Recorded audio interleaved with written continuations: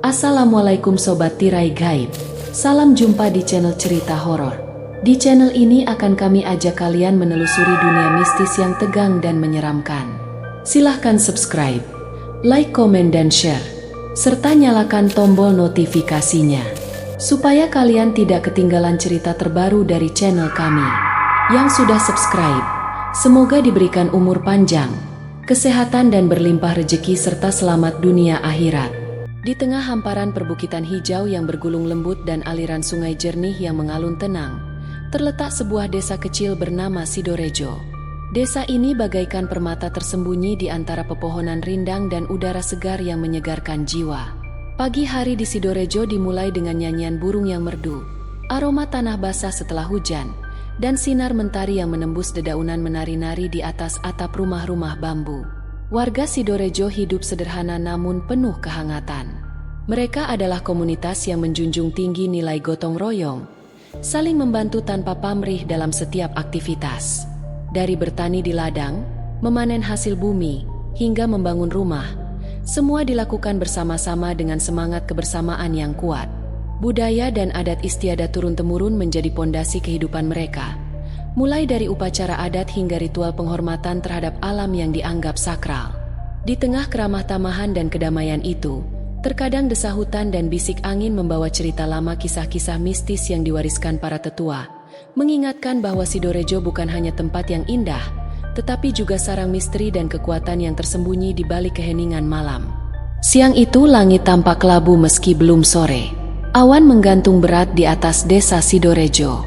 Angin bertiup malas membawa bau lembab dari arah selatan, bau daun busuk, tanah becek, dan entah apa lagi yang tak bisa dijelaskan. Raji, lelaki berusia 30-an dengan tubuh kering kerontang dan wajah yang mulai keras karena hidup, menghela napas panjang sambil menurunkan gergaji tua dari pundaknya. Sudah 3 hari tak ada yang membeli anyaman bambunya. Uang di dompet, tinggal recehan, dan beras di lumbung hanya cukup untuk malam ini. Sari, istrinya, mencoba menenangkannya pagi tadi. Tapi makin dia bicara, makin resah hati Raji. Nyari kayu aja ke barat, Pak, kata Sari waktu itu. Jangan ke selatan, itu alas gelap, kata orang-orang desa. Itu tempat angker. Raji hanya mengangguk, tapi kini 2 jam sejak meninggalkan rumah, kakinya justru menuntun ke arah yang dilarang, selatan ke dalam hutan yang dikenal dengan nama alas gelap. Tak tahu kenapa langkahnya seperti ditarik. Seolah-olah suara halus dari dalam tanah memanggil namanya, dan ia menurut pepohonan di dalam alas gelap yang tinggi-tinggi menjulang seperti tombak hitam menusuk langit. Suasana redup nyaris seperti senja meski hari masih siang. Udara di dalam hutan itu lebih dingin. Tapi entah kenapa kulit Raji justru berkeringat dingin. Ia melangkah pelan menghindari ranting-ranting yang tumbang dan akar-akar besar yang menyembul dari tanah. Setiap jejak kaki terasa berat, seakan hutan itu mencoba menahannya untuk tidak pergi. Tiba-tiba ia merasa seperti diawasi. Bukan hanya satu pasang mata, tapi banyak dari balik semak, dari balik batang pohon, dari atas dahan. Lalu suara itu datang. Raji, bisikan itu lirih tapi jelas. Tidak seperti suara manusia, tapi juga bukan suara binatang. Suaranya berat bergemuruh seperti datang dari balik dada seseorang yang sangat besar. Raji berhenti menoleh ke kiri dan kanan, tapi tak ada siapa-siapa. Raji, kamu butuh uang kan? Napasnya mulai tak teratur. Bukan karena lelah, tapi karena takut. Tapi rasa takut itu seperti kalah oleh rasa penasaran. Ia melangkah maju. Kakinya melewati sebuah batang besar yang roboh dan tiba-tiba semuanya menjadi sunyi. Sunyi yang bukan biasa. Tak ada suara burung, tak ada suara serangga. Bahkan napasnya sendiri terdengar terlalu keras. Lalu ia sampai di sebuah tempat terbuka. Sebuah lapangan kecil yang dikelilingi akar-akar besar membentuk seperti lingkaran alami. Di tengahnya ada sebuah batu hitam besar, mengilap seperti kaca basah dan berlumut. Tapi ada sesuatu dari batu itu yang membuat dada Raji berdegup kencang. Di sana berdiri sosok itu, tinggi besar. Seluruh tubuhnya ditutupi bulu lebat kehitaman. Wajahnya gelap, hanya matanya yang menyala merah seperti bara. Tangan kanannya menggenggam ranting. tapi yang kiri menggantung di sisi tubuh panjang sampai ke lutut dengan jari-jari sebesar pisang. Makhluk itu menatap Raji dan tersenyum. Tiba-tiba udara menjadi sangat panas. Dedaunan bergemerisik pelan meski tak ada angin. Raji ingin lari, tapi tubuhnya tak bisa digerakkan. Kakinya seolah mengakar ke tanah. Tangannya gemetar. Makhluk itu melangkah perlahan. Setiap langkahnya membuat tanah seperti bergetar. Saat jaraknya tinggal 1 depa dari Raji, makhluk itu berhenti lalu mengangkat tangan kirinya yang panjang dan kasar. Dengan satu gerakan lembut namun penuh kuasa, tangan besar itu menyentuh leher Raji panas seperti bara api yang hidup. Tapi anehnya, rasa panas itu justru menyebar ke seluruh tubuh membuat lemas. Jantungnya berdebar tak karuan bukan karena takut, tapi karena sesuatu yang tak bisa dijelaskan. "Kalau kamu mau kaya," bisik makhluk itu di dekat telinganya. Suaranya seperti guntur yang dipelankan. Raji tidak menjawab, tapi matanya tak berkedip. "Tinggal satu syarat. Terima cintaku." Makhluk itu tersenyum lagi. Senyum yang tak menghibur tapi menjebak. Lalu ia membalikkan badan dan berjalan menuju bayangan di antara pohon-pohon besar. Tubuhnya lenyap dalam kabut yang tiba-tiba muncul entah dari mana. Dan tanpa sadar Raji mengikuti langkah itu, masuk lebih ke dalam alas gelap, ke dalam takdir yang tak akan pernah bisa ia undurkan lagi. Malam turun dengan diam yang mengancam. Bintang-bintang seakan menolak muncul malam itu dan langit hanya dihiasi awan gelap yang menggantung rendah seperti tirai tebal yang menutup mata langit. Raji berjalan perlahan, tubuhnya basah oleh keringat, dingin meski udara menusuk tulang. Langkahnya mantap, namun dadanya berdegup liar, campuran rasa takut, gairah, dan sesuatu yang ia sendiri tak sanggup jelaskan. Di tangan kanannya ia menggenggam dupa hitam yang dibungkus kain mori. Di bahunya terikat satu kantong kecil berisi bunga kantil layu, sebutir telur ayam kampung mentah, dan potongan rambut sari yang ia ambil diam-diam pagi tadi. Ia tak tahu persis kenapa ia menuruti semua petunjuk yang datang melalui mimpi. Atau mungkin itu bukan mimpi. Sejak pertama kali bertemu makhluk itu di hutan, suara-suara terus berdengung di kepalanya. Bisikan, perintah, dan kadang cerita lirih yang membuat telinganya panas. Ia mulai merasa makin jauh dari Sari, makin jauh dari dirinya sendiri. Tapi bersama dengan itu, ia juga merasa makin kuat, makin hidup. Langkahnya terhenti di tengah lapangan akar itu lagi. Tempat pertama kali ia melihat batu hitam besar yang kini terasa sangat akrab. Batu itu berdiri di sana diam tak berubah. Tapi ada sesuatu dari permukaannya malam ini yang tampak berbeda. Basah mengkilat seperti baru saja diseka oleh lidah raksasa. Tanpa disuruh, Raji membuka pakaian satu persatu. Tubuhnya menggigil. Bukan karena dingin, tapi karena ketelanjangan itu terasa seperti bagian dari upacara, ritual yang tak tertulis, tapi jelas dalam pikirannya. Ia menyalakan dupa hitam, menancapkannya di tanah di 3 titik mengelilingi batu, lalu menuangkan telur mentah ke atas batu itu. Telur mengalir pelan, lengket, dan membentuk pola takuan. Raji berdiri di tengah lingkaran dupa, mengangkat kedua tangan. "Aku datang seperti yang kau minta." Angin berhenti, bahkan dedaunan seakan enggan bersuara. Api dari dupa tetap tegak meski tak ada pelindung dari angin. Lalu terdengar suara napas dalam dan berat seperti sesuatu yang sangat besar sedang bersembunyi di bawah tanah menunggu waktu untuk muncul. Dari antara bayangan pohon ia muncul. Tapi malam ini makhluk itu tidak datang dalam wujud aslinya. Yang muncul adalah seorang perempuan tinggi semampai berambut panjang hingga pinggang. Kulitnya coklat keemasan. Matanya merah merona seperti bara dalam kabut. Ia telanjang tapi tidak vulgar. Wajahnya cantik dengan cara yang asing seperti keindahan yang berasal dari masa lalu yang jauh. Dan dari tempat yang bukan dunia manusia. Ia mendekat perlahan. Setiap langkahnya membuat tanah di sekeliling menjadi gelap dan basah, seperti diinjak oleh kaki raksasa dari rawa. Raji menatapnya. Meski tubuhnya ketakutan, hasratnya tumbuh liar.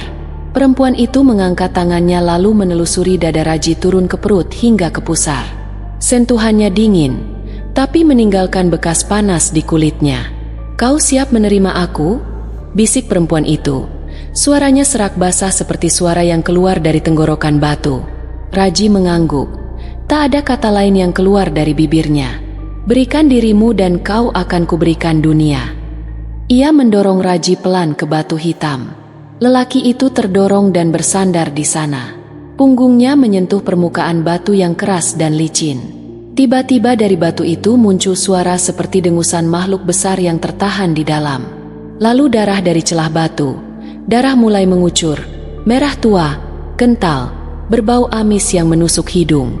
Ia mengalir turun membasahi tubuh Raji seperti air suci yang dicurahkan dari langit. Panas, lengket, dan terasa hidup. Seolah darah itu bukan darah biasa, tapi darah dari sesuatu yang menyimpan ribuan kenangan, ribuan dosa, dan ribuan kutukan. Raji ingin berteriak, tapi bibirnya dikunci oleh ciuman perempuan itu. Ciuman yang dalam, liar, dan dingin seperti air sumur tua. Tubuh mereka menyatu di atas batu, di tengah lingkaran dupa, di bawah langit yang kini benar-benar gelap waktu kehilangan maknanya. Raji tak tahu berapa lama semuanya berlangsung. Tapi ketika perempuan itu menghilang perlahan dalam kabut dan angin kembali bertiup, ia terbaring di atas batu lemas basah oleh darah yang kini mengering. Tapi di dalam dirinya ada yang berubah. Saat ia berjalan pulang pagi harinya, tubuhnya ringan, langkahnya enteng dan dunia terasa seperti tunduk padanya. Di jalan ia menemukan seikat uang yang jatuh.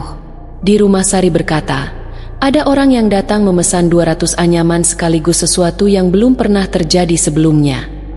Dan di malam-malam berikutnya, mimpi-mimpi yang indah dan menggairahkan selalu datang. Tapi kadang dari balik mimpi-mimpi itu, Raji melihat wajah perempuan berambut panjang itu menatapnya. Diam, tapi mata merahnya selalu berbicara. Kita belum selesai, Raji. Sudah seminggu terakhir ini Sari merasa rumah mereka berbeda.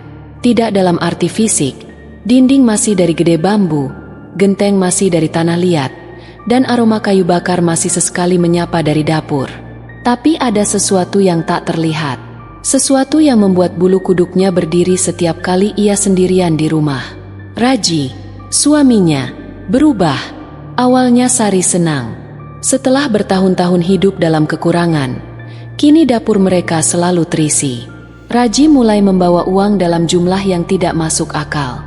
Ia beli emas kecil-kecilan, memperbaiki atap rumah, bahkan berencana membeli sepeda motor bekas. Tubuh Raji juga berbeda, lebih kekar. Nafasnya lebih panjang. Nafsu birahinya pun membuncah seolah lelaki itu terlahir kembali sebagai sosok lain yang penuh api. Tapi bukan itu yang membuat Sari resah. Raji dingin. Tangannya dingin saat memeluk. Tatapannya kosong saat bicara. Malam-malam tertentu ia bangun dan keluar rumah tanpa suara. Berdiri menghadap ke selatan dengan mata kosong selama berjam-jam. Kadang ia kembali dengan tubuh yang bau seperti tanah basah, daun busuk, atau bahkan amis darah. Ketika Sari bertanya, Raji hanya menjawab pelan, mimpi aneh. Tapi Sari tahu itu bukan mimpi. Semua makin jelas sejak malam ia bermimpi.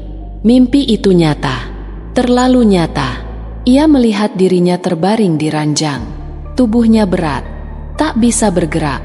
Di sisi ranjang berdiri sosok wanita tinggi besar. Rambutnya panjang, hitam, dan menggumpal seperti benang basah. Matanya merah dan tubuhnya telanjang, tapi bukan indah, melainkan menjijikan.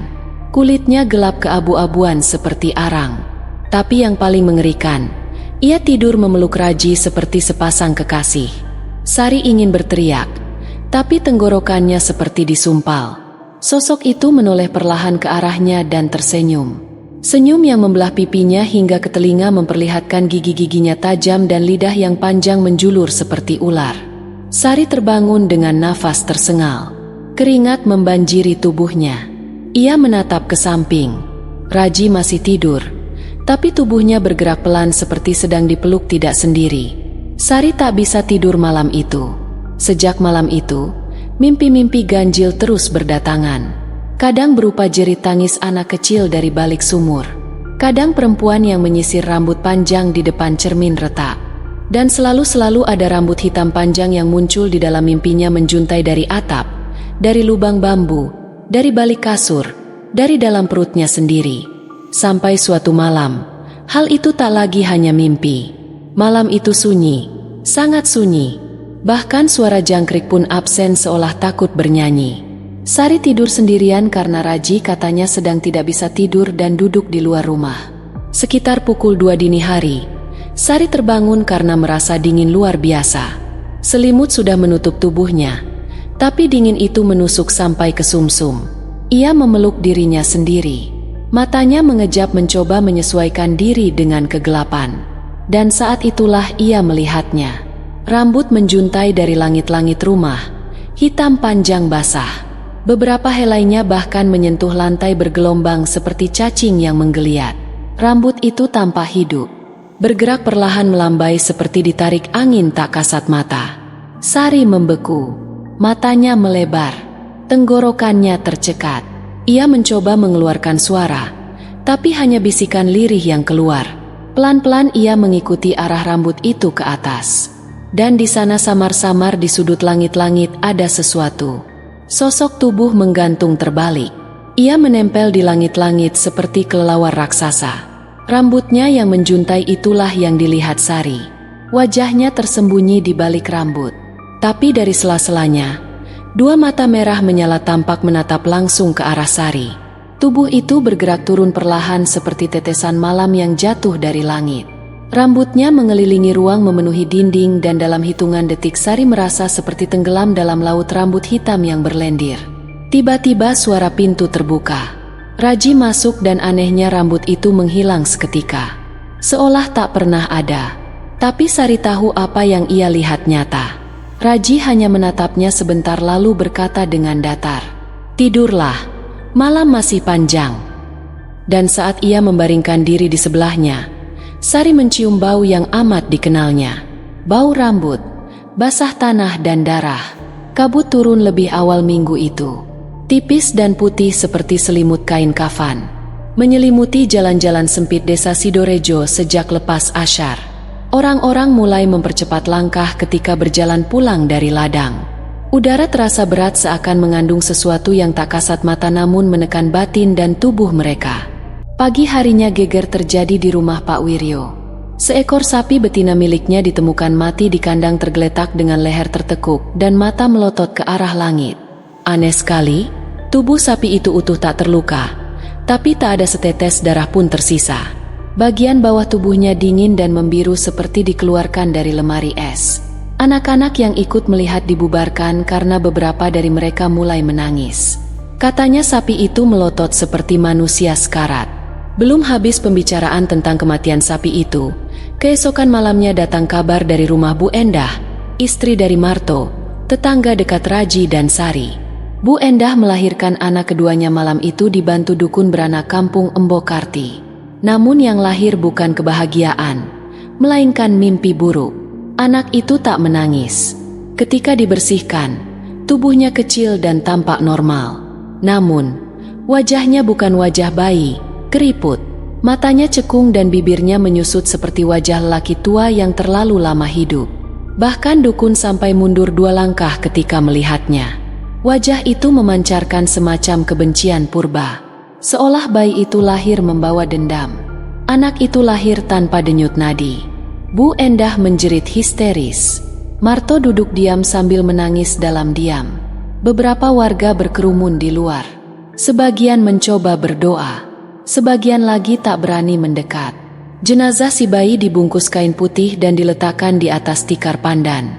Tapi yang terjadi kemudian membuat malam itu tak pernah bisa dilupakan siapapun yang menyaksikan. Sekitar pukul dini hari, Embokarti yang masih berjaga mendengar suara lirih dari arah tikar.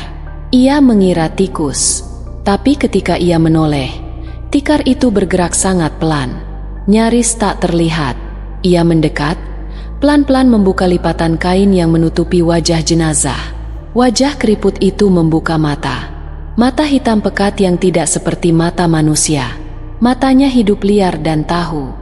Dan saat Embokarti membeku tak mampu bergerak, bayi itu membuka mulutnya yang kecil dan kering dan berkata dengan suara berat seperti dari dalam sumur tua, "Dia belum kenyang." Kata-kata itu terucap pelan, tapi jelas menggema seolah dinding rumah terbuat dari batu nisan. Lalu mata si bayi kembali tertutup. Mulutnya kaku dan tubuhnya tak bergerak lagi. Tapi udara di tengah rumah menjadi berat, panas, dan menyengat seperti ada bangkai terbakar di pojok ruangan. Mbok Karti jatuh pingsan. Dan sejak malam itu, rumah Marto dikunci rapat. Tak ada yang berani menyalakan lampu di halaman. Keesokan harinya, warga kembali menemukan 2 ekor kambing mati tanpa darah dengan tanah di sekitar kandang yang terasa basah seperti habis digali. Pak Lurah Sastro mencoba menenangkan masyarakat lewat pengajian.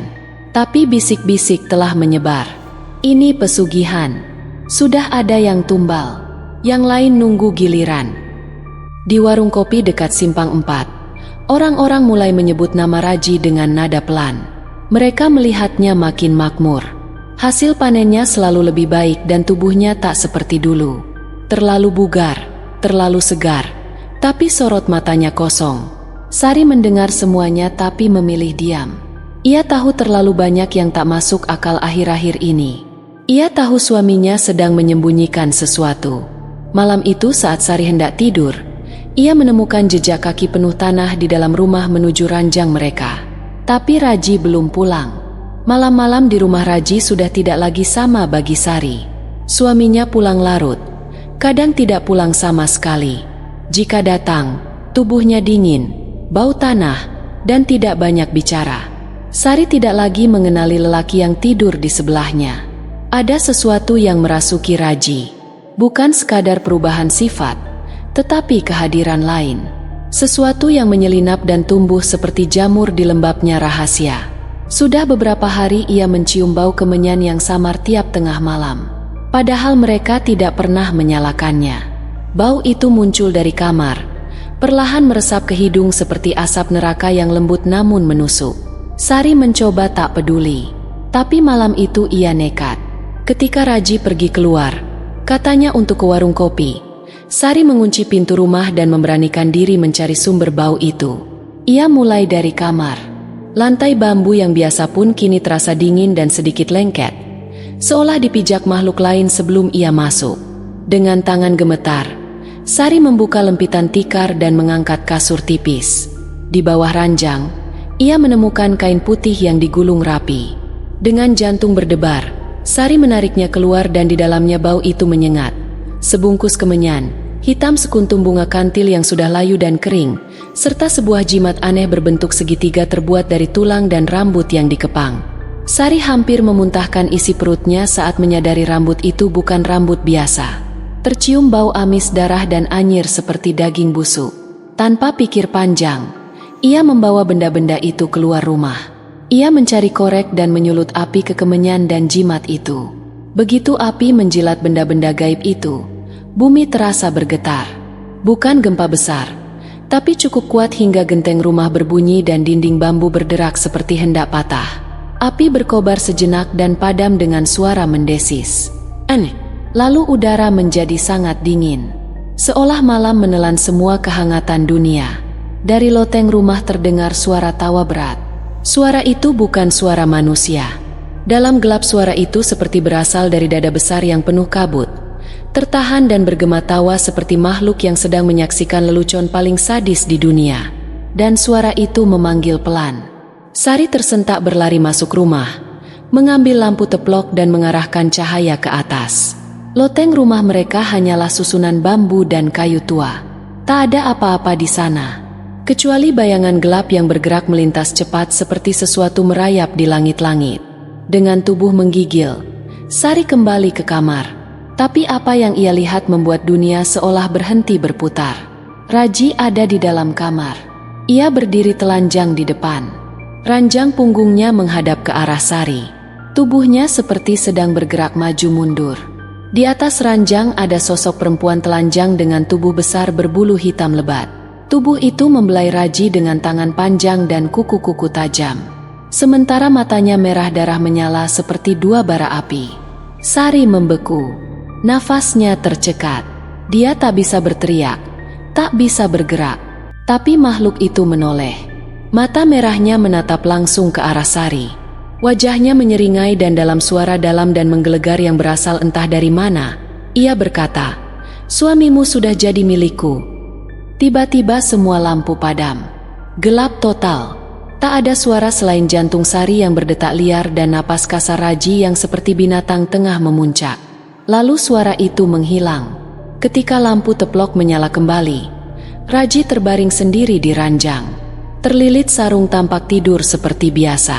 Tapi dari pojok ruangan, Sari melihat jejak kaki basah dan berbulu mengarah ke dinding dan lenyap menembusnya. Sari sudah tidak tahu harus kemana lagi. Setiap sudut rumahnya semakin terasa asing. Raji, suaminya yang dulu penuh kasih, kini tampak seperti bayangan terperangkap dalam perjanjian yang tak dapat dimengerti. Ada sesuatu yang jauh lebih besar dan lebih gelap dari sekadar kekayaan yang ia terima. Sesuatu yang menggerogoti jiwa suaminya, mengubahnya perlahan menjadi sesuatu yang bukan manusia lagi. Kegelapan itu tidak hanya menghantui malam-malam mereka, tetapi juga mulai meresap ke dalam hidup Sari. Setiap malam setelah Raji pergi, Sari merasakan bayangan yang bergerak di sudut-sudut rumah, suara tawa aneh yang kembali terdengar dari langit-langit, dan bau tanah basah yang lebih pekat. Setelah memikirkan segala kemungkinan, Sari memutuskan untuk mencari bantuan. Dalam keadaan putus asa, ia teringat pada Mbah Karti, dukun tua yang tinggal di pinggir desa. Mbah Karti dikenal memiliki pengetahuan luas tentang dunia gaib, terutama tentang makhluk-makhluk yang bersembunyi di hutan lebat seperti genderuwo. Banyak orang desa yang datang padanya untuk meminta pertolongan dalam masalah gaib. Meskipun Mbah Karti seringkali dianggap sebagai orang yang terlalu gelap dan misterius. Pagi-pagi sekali, Sari berjalan kaki menuju rumah Mbah Karti. Hati penuh keraguan dan ketakutan. Rumah Mbah Karti terletak jauh dari desa di ujung hutan yang angker.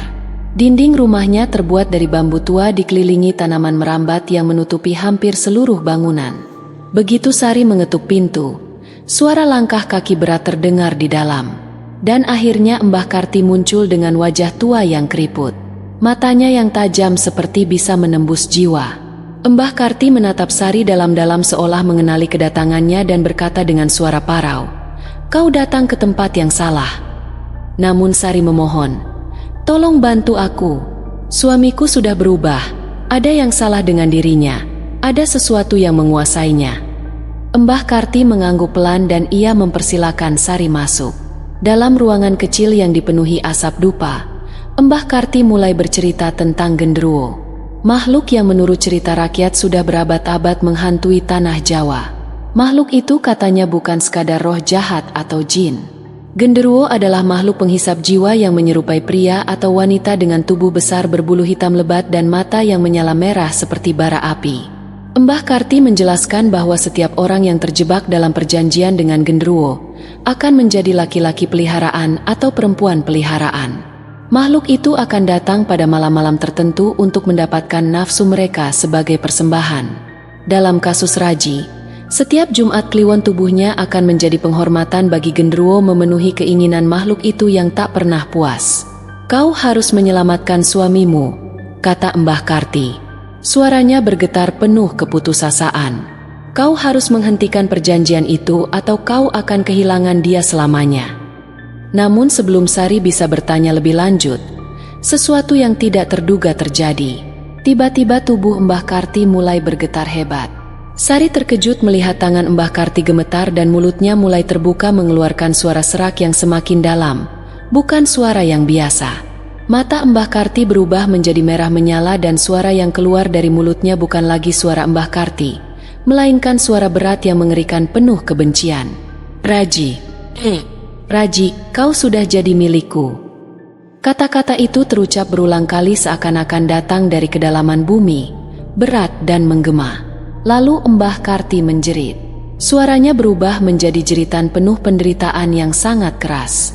Begitu keras hingga seluruh rumah bergemuruh. Sari mundur beberapa langkah ketakutan saat melihat darah mulai mengalir keluar dari mata Mbah Karti. Darah hitam pekat menetes turun, membasahi pipinya dan jatuh ke lantai. Mbah Karti dengan suara yang semakin mengerikan menyebutkan nama Raji satu kali lagi. Kali ini dengan suara yang hampir tidak bisa dikenali. "Raji." Lalu dengan seketika Mbah Karti terjatuh pingsan, darah masih mengalir deras dari matanya. Ruangan itu dipenuhi keheningan. Hanya terdengar suara napas Sari yang terburu-buru, gemetar, Namun di balik kesunyian itu, Sari merasa ada sesuatu yang bersembunyi di dalam kegelapan. Sebuah kehadiran yang menonton dari balik dinding menunggu saat yang tepat. Sari tidak tahu apa yang baru saja terjadi. Ia tahu bahwa Mbah Karti telah melihat sesuatu yang lebih gelap daripada yang ia bisa bayangkan dan ia merasa semakin terperangkap dalam dunia yang tak bisa ia pahami. Dengan langkah gontai, Sari meninggalkan rumah Mbah Karti membawa pesan yang samar. Namun jelas, Raji harus dihentikan atau ia akan kehilangan suaminya selamanya. Namun apa yang Sari tidak tahu adalah bahwa perjalanan ini baru saja dimulai. Raji bukan hanya menjadi korban tetapi juga merupakan bagian dari permainan yang lebih besar. Waktu terus berjalan, namun bagi Sari, hari-hari terasa seperti menggantung dalam kesunyian yang menyesakan. Raji yang dulu penuh semangat dan kasih sayang kini berubah menjadi sosok yang tak dikenal. Tubuhnya semakin kurus dan wajahnya tampak hampa, seolah roh hidup yang tertinggal tanpa jiwa. Namun di balik tubuh itu, ada kekuatan gelap yang merasuki, menggerogoti setiap inci jiwanya. Setiap malam Jumat Kliwon, Raji hilang dalam kegelapan, meninggalkan Sari dalam ketakutan yang membekukan. Rumah yang dahulu penuh kehangatan kini menjadi sarang bayang-bayang dan bisikan halus yang menyesakkan dada. Suara desahan, tawa menggema, dan jejak-jejak kaki berbulu hitam yang muncul dan menghilang di dinding rumah menjadi pengingat bahwa Genderuwo tidak pernah benar-benar pergi. Sari yang putus asa kini menyadari satu-satunya jalan untuk menyelamatkan suaminya adalah menggantikan posisinya dalam ritual gelap itu. Namun langkah itu bukan tanpa risiko. Dengan tekad yang membara, ia mempersiapkan diri untuk menghadapi Genderuwo, makhluk yang telah menghisap jiwa dan menguasai tubuh Raji.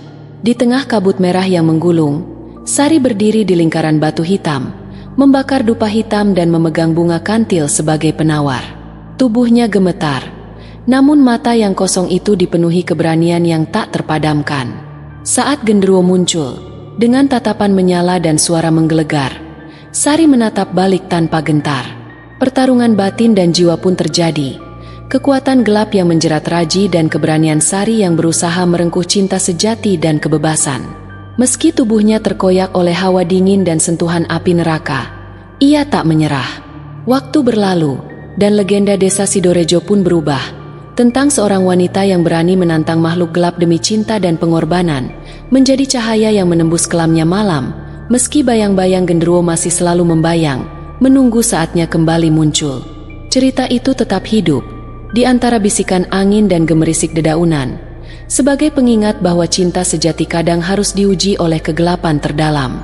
Malam-malam berikutnya, desa Sidorejo tetap diselimuti aura misteri dan ketakutan. Warga yang dulu merundung rasa penasaran kini memilih untuk menjauh dari rumah Sari. Namun, berbeda dengan mereka, Sari justru semakin kuat, meski tubuh dan jiwanya terus diuji oleh kekuatan gelap.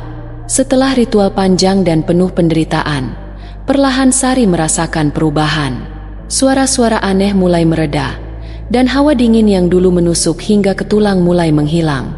Tubuhnya yang dulu rapuh kini mulai menguat, dan dalam kesunyian hatinya, ada secercah harapan yang muncul. Namun, harga yang harus dibayar sangat mahal. Raji tak lagi menjadi pria yang dikenal, dan ikatan antara keduanya kini tertaut oleh sesuatu yang lebih rumit dari sekadar cinta manusia. Sari sadar, meski telah melewati banyak cobaan, bayang-bayang Genderuwo masih mengintai di batas dunia nyata dan dunia gaib. Desa Sidorejo pun berubah. Penduduknya yang dulu riang kini belajar hidup berdampingan dengan ketakutan yang tak kunjung sirna. Namun di tengah semua itu, Sari berdiri sebagai simbol keberanian dan pengorbanan. Cerita tentang dirinya menjadi legenda yang diceritakan turun-temurun. Suatu malam, ketika bulan purnama menyinari langit, terdengar bisikan halus yang menyelimuti desa, suara yang membawa pesan dari dunia lain. Cinta yang sejati tak pernah mati, meski diliputi kegelapan. Yang tersisa hanyalah harapan untuk sebuah cahaya baru. Dan dengan itu, meskipun cerita Genderuwo masih terus berbisik di balik pepohonan alas gelap, ada kepercayaan bahwa suatu hari kegelapan akan tergantikan oleh sinar yang mampu mengusir segala bayang-bayang. Cerita Sari dan Raji, cinta dan pengorbanan, menjadi pelajaran tentang keberanian menghadapi takdir yang kelam bahwa dalam kegelapan sekalipun, manusia memiliki kekuatan untuk memilih dan bertahan. Akhir cerita bukanlah akhir segalanya, melainkan awal dari perjalanan baru yang penuh harapan. Terima kasih Sobat Tirai Gaib. Jangan lupa subscribe, like, komen dan share, serta nyalakan tombol notifikasinya, supaya kalian tidak ketinggalan cerita terbaru dari channel kami. Yang sudah subscribe semoga diberikan umur panjang, kesehatan, dan berlimpah rezeki, serta selamat dunia akhirat.